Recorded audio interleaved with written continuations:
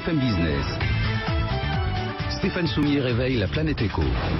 Good Morning Business. Éric Méjean, le directeur général de Lamberet, qui est avec nous. Bonjour Éric Méjean, et merci beaucoup de revenir nous voir. Je le disais, vous venez nous voir très régulièrement, vous nous aidez à comprendre l'industrie. Et là, vous investissez. Là, vous mettez 10 millions d'euros sur la table, sur 3 ans, 15 000 mètres carrés d'investissement dans un nouvel outil industriel pour construire ce que fait Lamberet, c'est-à-dire des semi-frigorifiques. Moi, je dis des camions frigorifiques, mais vous construisez pas des camions frigorifiques. Voilà, des véhicules frigorifiques. Mais c'est la remorque qui vous intéresse. La remorque et petit véhicule également. Pourquoi est-ce que vous le construisez pas en Slovénie? La question ne s'est même pas posée, Stéphane. Nous sommes une entreprise de tradition bressane. Aujourd'hui, nous devenons une entreprise bourguignonne parce que nous avons acheté une usine en Bourgogne.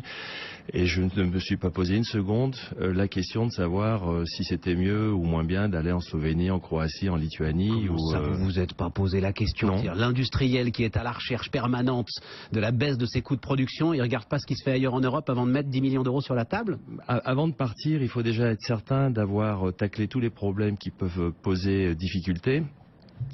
Notamment sur la production industrielle, et être certain que l'outil qu'on met en place répond à un besoin qui va permettre d'avoir une efficacité maximum. Produire un véhicule tel que nous le faisons, c'est 80% de matière et à peu près 20% de main d'œuvre. Donc ce qui est très important, c'est bien acheter, savoir assembler et être extrêmement productif dans le travail qui est réalisé.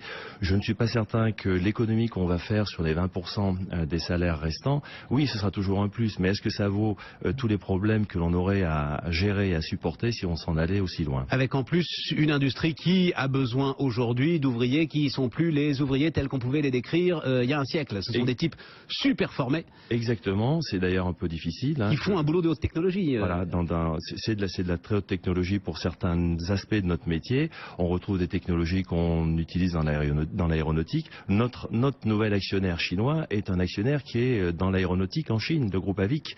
J'avais oublié que vous aviez un actionnaire chinois. Il y a combien de temps que vous avez cet actionnaire chinois? Depuis le mois de mai 2015. Et pour répondre à votre question, notre actionnaire chinois pensait au départ qu'il allait pouvoir, dans un premier temps, nous fournir et nous alimenter en produits. Et aujourd'hui, c'est rigoureusement l'inverse qui se met en place, parce que l'innovation aussi permanente que nous avons chez Lamberet, on sort de façon récurrente des produits très innovants, fait que notre actionnaire a compris qu'aujourd'hui, plutôt que de courir derrière, il était beaucoup plus simple de nous demander de fabriquer pour leur compte. Et c'est ce qui est en train de se passer. Aujourd'hui, nous avons des commandes pour notre actionnaire chinois pour alimenter le marché chinois de la chaîne du froid. Est-ce que l'outil industriel France, vu de Lamberet, a gagné en compétitivité, Éric Méjean? Il a gagné en compétitivité parce qu'on a des aides qui arrivent au travers des CICE et autres. Maintenant, je pense qu'on pourrait faire mieux. Je crois que tous les sujets qui sont sur la table aujourd'hui, relatifs au code du travail, relatifs à la fiscalité, sont des sujets qu'il faudrait approfondir avec certitude.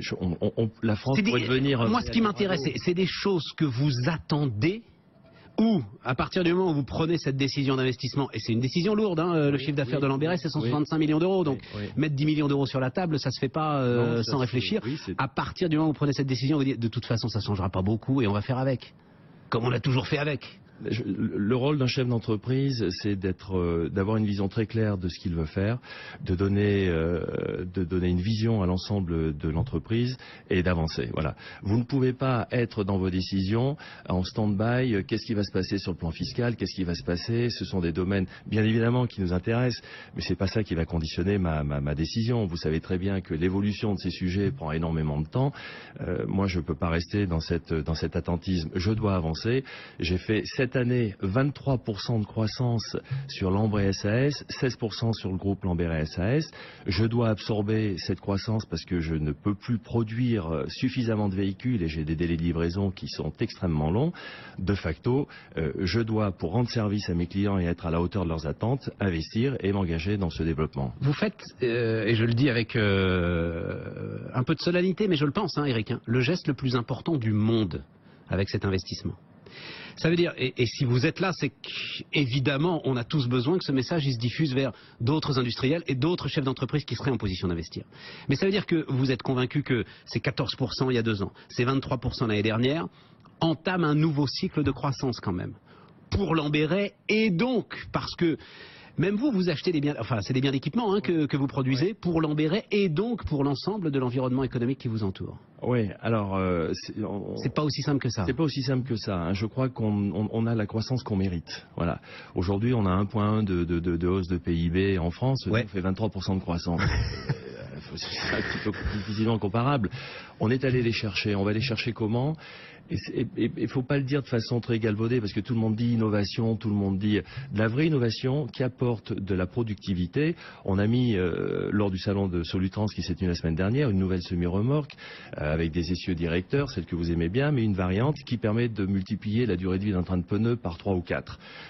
Le client qui voit ce type de véhicule, et moi je l'ai vécu, veut raccourcir son cycle d'investissement parce qu'il pense qu'il va trouver de la productivité et de facto vous vous décorrélez de la croissance globale qui est et vous sortez du cycle. Vous me dites, je vais vous apporter de l'innovation, j'ai entre les mains là, alors c'est indescriptible pour ceux qui nous écoutent à la radio, mais peu importe, je vais essayer. Allez, on va dire une espèce de bille de plastique qui doit peser, alors c'est du plastique très dur, qui doit peser à peu près 1,5 kg. Je dis, mais c'est pas de l'innovation ça, qu'est-ce que c'est que ça? Et c'est ça l'innovation, Eric, c'est quoi ça? Voilà, c'est tout ce que l'on peut faire sur une semi-remorque ou sur un véhicule frigo pour amener de l'optimisation dans le cycle d'utilisation. Ça, c'est un butoir qui se met à l'arrière, qui va taper contre les quais, qui protège le cadre arrière.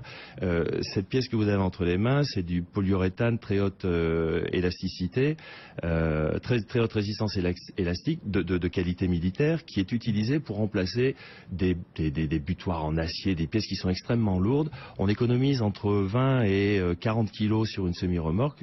Les transporteurs en sont là aujourd'hui. C'est 20 ou 40 kilos, c'est du CO2 en moins, c'est de la charge utile en plus. Voilà, ça porte sur tous ces éléments. Il faut se gratter la tête tous les jours et faire une véritable innovation qui amène de l'avantage compétitif pour casser les cycles. La France va pas assez vite, nous disent ceux qui investissent en France et qui viennent des États-Unis. Est-ce que Éric Méjean dit la même chose? Oui, je pense. Mais je dirais que Stéphane, c'est pas mon problème. Moi, mon problème, c'est Lambéret. Voilà. Donc à chacun son travail et la France sera bien gérée. C'est quand même un peu votre problème. Oui, mais bien sûr, ça l'est. Mais qu'est-ce que je peux faire?